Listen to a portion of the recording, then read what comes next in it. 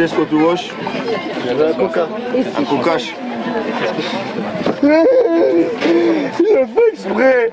On ne badine pas avec le Moyen-Âge. Le château de Chinon, ce week-end, a pris les couleurs et les odeurs de cette époque mythique.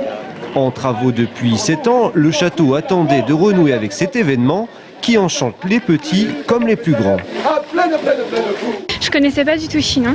Et puis le fait que ce soit sur le thème médiéval, ça m'a attirée parce que j'aime beaucoup cette période. Et puis suite à un son et lumière dans laquelle je participe, je voulais voir un petit peu la différence qu'il y avait. Ces fêtes médiévales rencontrent un vrai succès. Rien qu'à Chinon, en 2 jours, plus de 4500 personnes ont franchi les enceintes de la forteresse. Un engouement qui ne daterait pas d'hier. Oh ben c'est de longue date. Les premières fêtes ont 25 ans et c'est devenu une très grande mode. Beaucoup de villages ont des fêtes même éphémères. Et c'est spécial à la France, il y a quelqu'un derrière vous. Et c'est spécial à la France, mais ça essaime. Maintenant, on trouve ça un peu partout en Europe.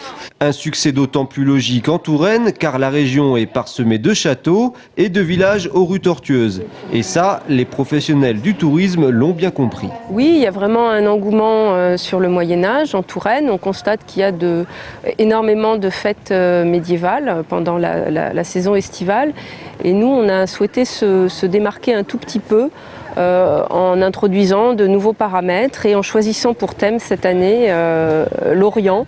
L'Orient, un thème original qui contraste avec les vieilles pierres calcaires de Touraine, mais c'est justement à travers ces scènes pittoresques que les visiteurs, pour certains, ont pu apprendre qu'il existait un Moyen-Âge ailleurs qu'en Europe.